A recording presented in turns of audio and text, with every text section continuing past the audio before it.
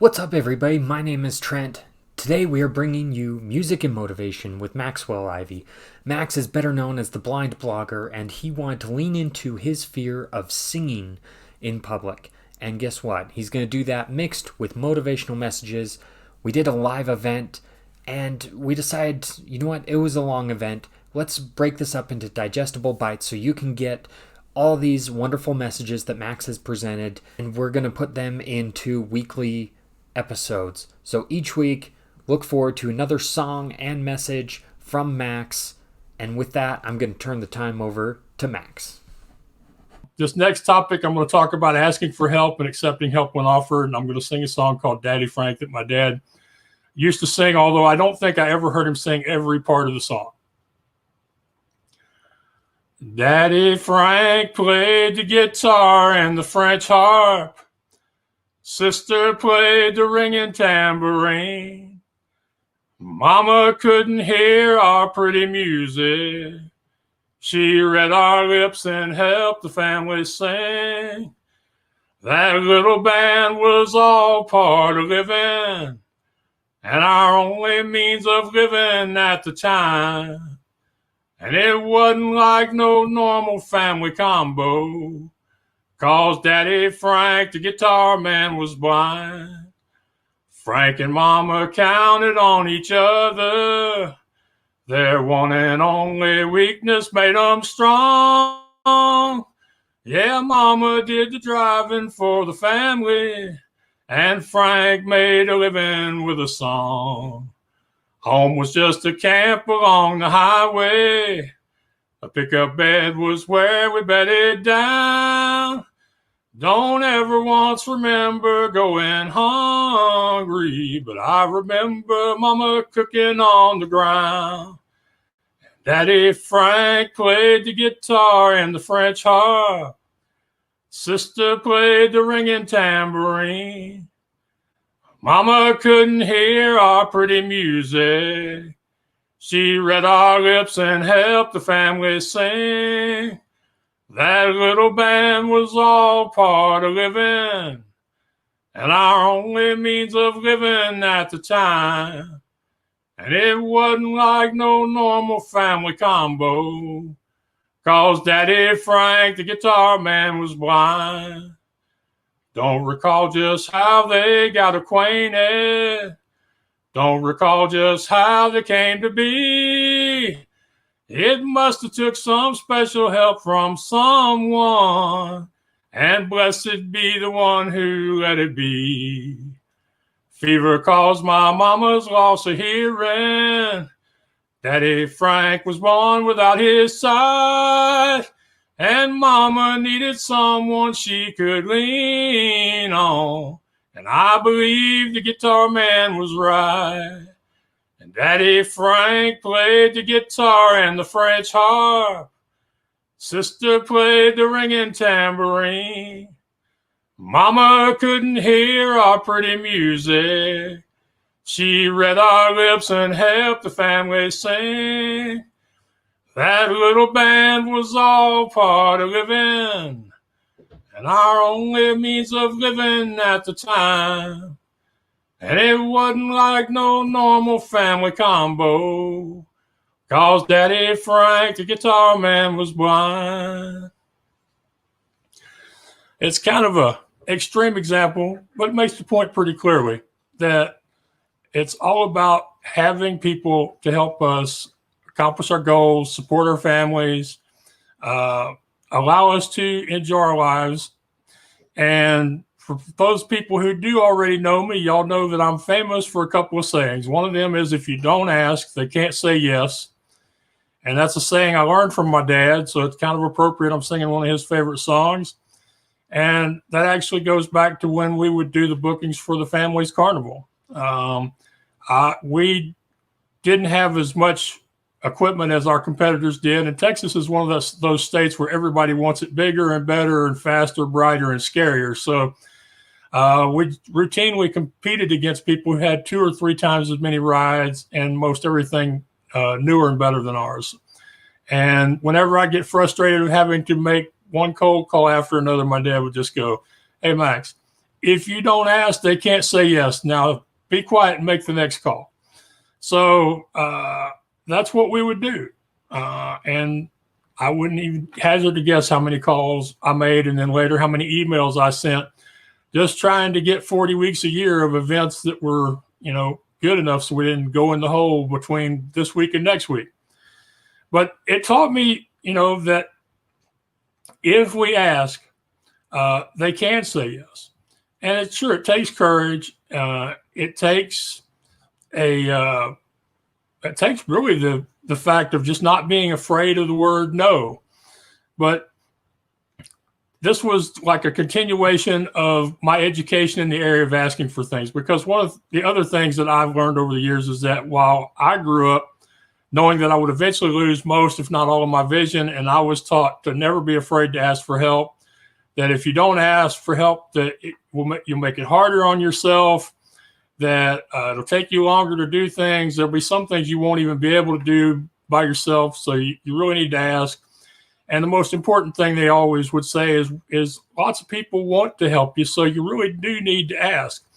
And that's an important thing that I'm doing my best to try to teach the sighted world about, and that is that there really shouldn't be any fear or shame about asking for help or about asking for opportunities. They both are similar in a lot of ways. But the one thing I've learned that really helps people as far as overcoming that fear, the shame of asking people for help, is this expression, which is when you refuse to ask, you rob the other person of the joy they would have received from helping you. And I'm going to say that again because quite often podcast hosts have asked me to repeat it. When you refuse to ask, you rob the other person of the joy they would have received from helping you. So in fact, you're making somebody else's day harder and less joyful by trying to keep it all to yourself and do it all by yourself. Just think about how often you've done something for somebody else and that person, all they could do for you was to say thank you. How good did it make you feel? And I know me personally, I have really enjoyed the feeling of doing small things like bagging up garbage or filling ice trays or distracting the dog while somebody else cleans the room. So, but I was asked to give at least one good example of asking for help where it had personally worked for me. And really, it's in the area of doing this podcast or recording videos. When I wanted to do my first video years ago, not only did I not have an intro, but I had no idea how a blind guy is going to get himself on camera and in focus.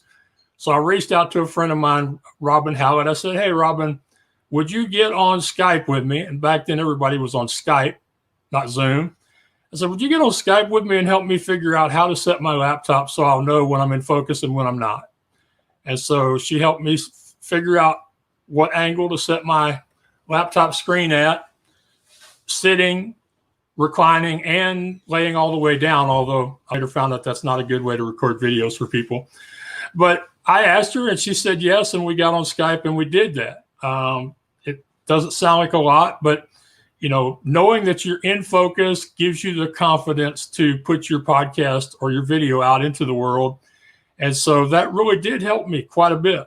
Now that was a case where I asked openly, and a lot of people, they think when I say ask, if you don't ask, if you don't ask, they can't say yes.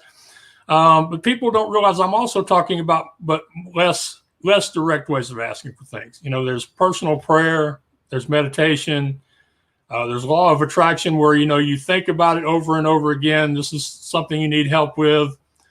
In some cases, it can just be that your needs and wants will find their way into your public comments on social media or your conversations with people who know you well. And they will realize that you're asking for help, and they'll reach out and offer to help you. Of course, sending emails, making phone calls, filling out submission forms. Those are all more direct ways of asking, but we often ask without knowing we're asking, which brings me to another point on asking for help. That's accepting help when offered. And quite often when that happens, somebody will go, "Well, I don't need your help. Why are you offering to help me? I'm doing just fine. Why don't you go bother somebody who needs your help?" It's even more restraint on the ego than when we ask for help. But the truth is, you asked. You just didn't realize that you asked. You didn't realize that you were putting words and thoughts like that out into the world, or that people who knew you well would notice them and respond to them and offer to help you. And the important thing, when somebody does offer to help, remember, it took them just as much courage to offer to help you as it took you when you reached out to people and asked them for your help. And when it comes to offering to help, even when somebody offers to help in a very friendly, heartfelt manner, it can still take practice to where you go, yeah, I can really use that. Thank you. I appreciate it. Now let's take the next step. And, a couple of great examples of that. We have Trent here, who's probably not going to think he's doing all that big a thing, but, he offered to help make this happen before he knew that I had even been talking about doing something like this. He could tell from some of my answers during my podcast interview that doing something with music and motivation was a dream of mine. And he, after he pressed stop on the record, he asked about it, and we talked about it, and he offered, and I said, sure. And in fact, he's all along has been telling me how great an idea this is and how wonderful it's going to be. And I've been telling him, this is crazy, but I appreciate you wanting to help me do it. And quite often that's the way. People, they notice, they pay attention, some of them do, and they see that you're struggling or that there's something you want to accomplish, and they offer to help. And I've been very blessed in that area.